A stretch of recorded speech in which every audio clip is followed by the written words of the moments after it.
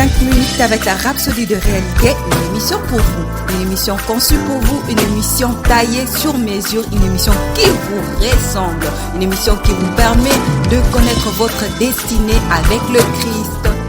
Shalom, bienvenue dans le Seigneur, bienvenue dans votre émission 5 minutes d'édification avec la Rhapsodie de réalité. Aujourd'hui, vendredi 8 novembre, Pasteur nous enseigne sur le thème « Votre façon de penser est importante ».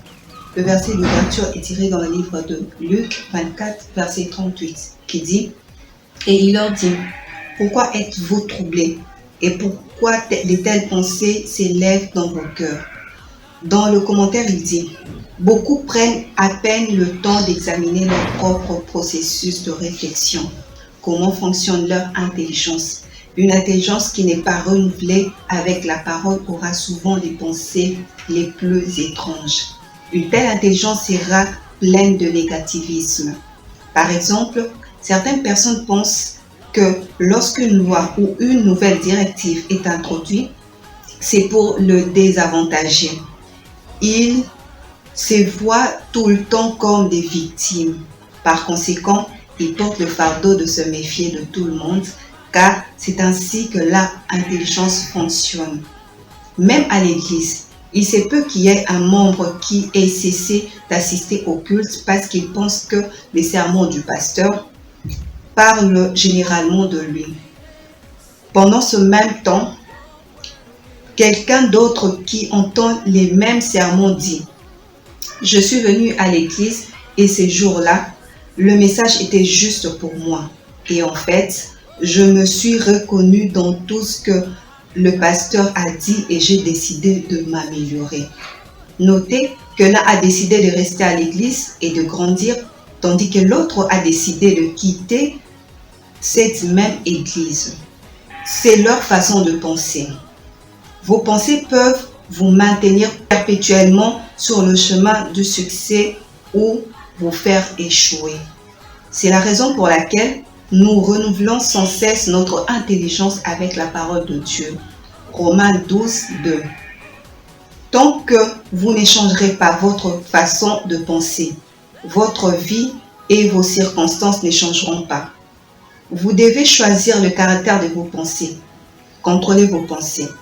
Dieu nous a donné la capacité de contrôler nos pensées, d'accepter ou de rejeter les mauvaises pensées. Alors, assurez-vous toujours que vos pensées soient saines. Au reste, frères, tout ce qui est vrai, tout ce qui est honorable, tout ce qui est juste, tout ce qui est pur, tout ce qui est aimable, tout ce qui mérite l'approbation et tout ce qui est vertueux et digne de louange soit l'objet de vos pensées. Philippiens 4, 8. Alléluia, bien-aimés dans le Seigneur, tel que Pasteur l'a dit, nous devons avoir des bonnes pensées en nous. Nous devons éviter d'avoir tout le temps des mauvaises pensées, tout le temps des pensées négatives, des pensées qui contribuent à notre ruine. Lorsque nous avons quelque chose qui arrive dans nos cœurs, lorsque nous traversons des situations, bien aimés, au lieu de nous focaliser sur cette situation-là, nous devons plutôt nous focaliser sur la parole de Dieu, avoir les pensées de la parole de Dieu, parce que c'est les pensées de la parole de Dieu qui sont les pensées positives et qui permettent à ce que nous puissions changer nos situations. Lorsque nous sommes confrontés face à des situations, nous devons nous lever dans la prière, nous devons faire des déclarations, déclarer que cette situation-là concourt à nos propres biens et que ça ne doit pas nous dépasser et que cette situation-là, nous les avons vaincus. Amen, bien-aimés. Nous allons prendre juste un petit moment de méditation de cette parole. Ensuite, veuillez suivre cette prière après moi. Des merveilleuses idées, des images, du succès, des possibilités et des victoires trottent dans mon intelligence. Je contrôle mes pensées, refuse les pensées négatives, car le Saint-Esprit me pousse à avoir des pensées saines, à dire des paroles qu'il faut et agir correctement. Béni soit Dieu. Amen. Les études approfondies, vous les trouverez dans le livre de Proverbes, chapitre 23, verset 7, Luc 6, verset 45, Philippiens 4, verset 8. Amen. Merci de nous avoir suivis et à la prochaine. Nous croyons que vous avez été bénis par ce message. Nous vous invitons à faire de Jésus-Christ le Seigneur de votre vie en disant cette prière. Seigneur Jésus, viens dans mon cœur et deviens le Seigneur de ma vie.